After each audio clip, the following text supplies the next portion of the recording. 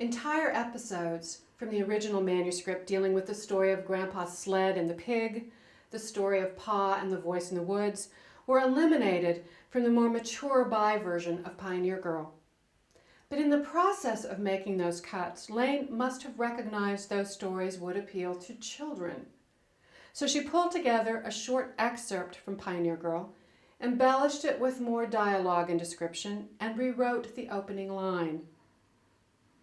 When Grandma was a little girl, she lived in a little gray house made of logs.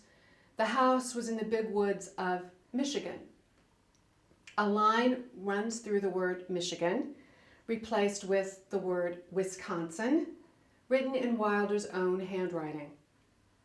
Now, that correction, Wisconsin instead of Michigan, probably dates from 1931, because based on correspondence between Wilder and Lane, it seems clear that Wilder didn't know anything about the juvenile version of Pioneer Girl in August of 1930. She didn't find out about it until much later, in February of 1831. As you may have guessed by now, this version of Pioneer Girl, the juvenile version of Pioneer Girl, went on to be Little House in the Big Woods, Wilder's first novel. And Wilder herself rewrote Lane's juvenile Pioneer Girl and found a home and eventually launched Wilder's career as a children's book writer, something we'll talk about later in the semester. And while Wilder probably didn't know that her daughter had created a juvenile version of Pioneer Girl in August of 1930, the idea for writing for children probably originated with Wilder herself. On that trip to San Francisco in 1915, Wilder had published a few fairy poems for children in the San Francisco Bulletin. It was the first time Wilder used the byline, Laura Ingalls Wilder. As we've talked about earlier, she had originally written under her husband's name for the Missouri Ruralist and eventually settled on Mrs. A.J. Wilder during most of her tenure with the paper. I think it's significant that she used the name Laura Ingalls Wilder when she switched to writing for children, even back in 1915, long before she envisioned Pioneer Girl or the Little House series. 4 years later, when Rose was still living in San Francisco, Wilder sent her daughter a selection of children's stories. These stories no longer survive, but Rose pronounced the stories good, then went on to advise her mother against writing for children, as we've already seen, because Lane believed there was no opportunity to make a name with children's stories. Obviously, she felt different 11 years later in 1930. She mailed the juvenile Pioneer Girl off to an unidentified contact in August, and then finished the final draft for the adult version of Pioneer Girl the next month. In October, Lane decided to go to New York herself to market her own work and her mother's adult manuscript. Just 2 days after arriving in New York, Lane had lunch with Graham Lorimer, who represented both the Saturday Evening Post and the Ladies' Home Journal. She gave him a copy of Pioneer Girl. 2 weeks later, he called with his verdict. Pioneer Girl, he wrote, is a most intelligent piece of writing. But Lorimer didn't make an offer on the manuscript. As Lane explained in a letter to her mother, they would undoubtedly have taken it, only they have in their safe some material which, broadly speaking, covers the same field. She went on to say, "There's nothing else to do about it but try somewhere else. I haven't any doubt Pioneer Girl will go in book, but what I want to do is exhaust serial possibilities before offering it for book publication." Rose met with an editor of Good Housekeeping the next week. She fired her literary agent, Carl Brandt, hired a new agent in the spring, George By, and asked him to represent her mother's work, both the adult and juvenile versions of Pioneer Girl. Alas, the new agent, George By, wasn't impressed with the adult version of Pioneer Girl. "Pioneer Girl didn't warm me enough at first reading," he wrote. "It didn't seem to have enough high points or crescendo. A fine old lady sitting in a rocking chair and telling a story chronologically, but with no benefit of perspective or theater. Yet, he added, we are trying. George By resubmitted the adult version of Pioneer Girl to the Saturday Evening Post, which responded that it was a good autobiography and well written, but we have returned the manuscript in light of the large amount of historical material we have printed in the past year or so. Courteous rejections continued to roll in, all of them praising the writing, but none of them willing to buy. 1931, like 1930, was apparently a bad year for magazines too. A rejection from Country Home magazine summed things up. Pioneer Girl, it wrote, contains some very interesting pioneer reminiscences, but the magazine has no place for non-fiction serials. This was disappointing news, of course, but by May 1931, Wilder was already hard at work rewriting the juvenile version of Pioneer Girl. It appeared that her childhood stories might appeal to young readers. This must have lessened the sting from all those rejections for the adult manuscript. When Wilder completed the rewritten juvenile manuscript, which was written as a novel and not as an autobiography, which opened in the big woods of Wisconsin and not southeastern Kansas, Wilder nevertheless proposed the title of Little Pioneer Girl.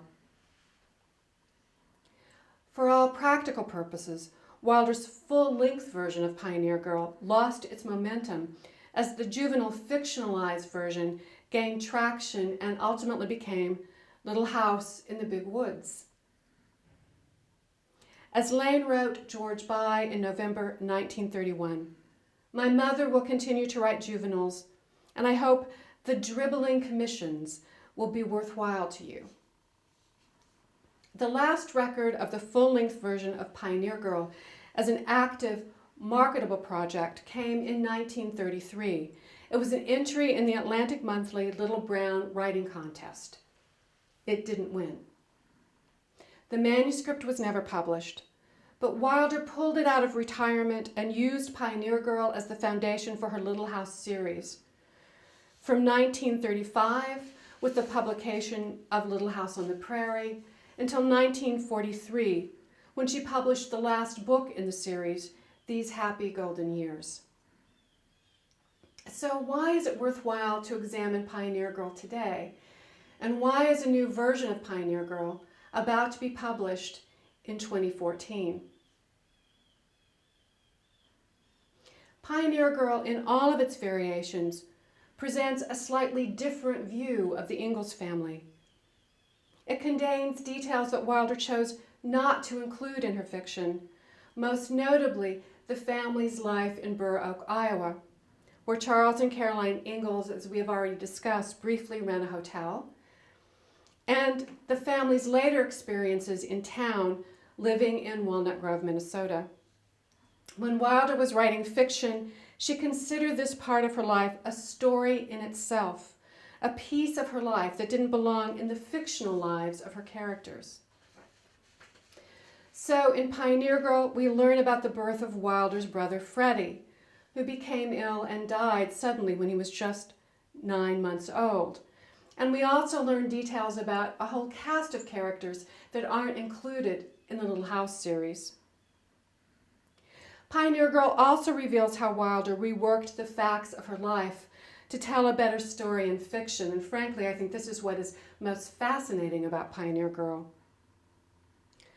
Let me give you one example.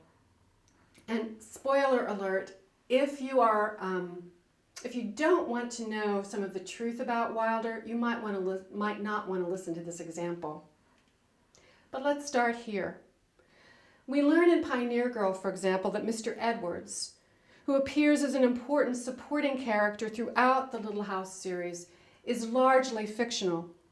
He is based on a Mr. Brown, who indeed played Santa Claus for the little Ingalls girls when they lived in Indian Territory, but beyond that, never crossed paths with the Ingalls family again. Wilder later confessed to an old friend and journalist from South Dakota that one critical scene with Mr. Edwards, which appeared in the book By the Shores of Silver Lake, is complete fiction. As she wrote her friend, an old newspaper man, she explained, "You understand how those things are done in writing." As for Nellie Olson, Jack, and many other characters in the Little House series, that too is fiction, as we've already examined. Pioneer Girl also gets to the facts behind a story that recently and surprisingly made news in the 21st century, the cause of Mary's blindness. Mary was taken suddenly ill with a pain in her head and grew worse quickly. She was delirious with an awful fever, and Ma cut off her long, beautiful hair to keep her head cooler. We feared for several days that she would not get well, and one morning when I looked at her, I saw one side of her face drawn out of shape. Ma said Mary had had a stroke, and as I looked at her, I remembered her oak tree away back in Wisconsin that had been struck by lightning all down one side. It's clear from this passage in Pioneer Girl that Mary did not go blind after contracting scarlet fever, as the fictional Mary does in By the Shores of Silver Lake. In fact, a few paragraphs later in Pioneer Girl, Wilder writes that initially her doctors believed Mary's illness was the result of the measles, from which she had never wholly recovered. Pioneer Girl is important too because it illustrates Wilder's growth and development as a writer. Early scenes in the autobiography are short, perhaps just 2 or 3 paragraphs, no longer than a page or a page and a half, a length very similar to Wilder's newspaper columns for the Missouri Ruralist. As she gained confidence with the freedom a book-length project provided, Wilder began to write detailed, involved scenes that read very much like her later novels, The Long Winter, Little Town on the Prairie, and These Happy Golden Years. Furthermore, even though the new published of Pioneer Girl uses Wilder's rough draft as the basis for the text, you can see right away that Wilder was a gifted writer, that she saw the world in a unique and compelling way. But for me, one of the most compelling reasons why I think Pioneer Girl merits publication over 80 years after it was written is simply this. Pioneer Girl takes readers closer to Wilder's conversational, personal voice. As I mentioned earlier, Wilder didn't keep an everyday journal or diary, and most of the surviving letters we have are editorial letters about the Little House books. They rarely give us a glimpse into how Wilder talked, how she carried on everyday conversations with her family. Although Wilder wrote Pioneer Girl for publication, she also wrote it as a very personal memoir for Rose, especially that original handwritten manuscript. Here, for example, is one of those private messages she wrote just for her daughter in the original draft of Pioneer Girl. In June, the wild roses bloomed. They were a low-growing bush, and when in bloom, the blossoms made masses of wonderful color, all shades of pink, all over the prairie. And the sweetest roses that ever bloomed. You are their namesake, my dear. Wilder's voice is intimate, unguarded, and conversational. Remember that letter I mentioned earlier that Wilder wrote to her Aunt Martha asking for stories about the past? Just tell it in your own words as you would tell about those times if only you could talk to me. Reading the rough draft of Pioneer Girl is perhaps as close as we can get to hearing Wilder's life story in her very own words, as if we were sitting across from her at her dining room table here at the Rock House at Rocky Ridge Farm. And for me anyway, that's perhaps the most important reason why Pioneer Girl merits publication and why we should read it now and why it is such an important part of the Little House story.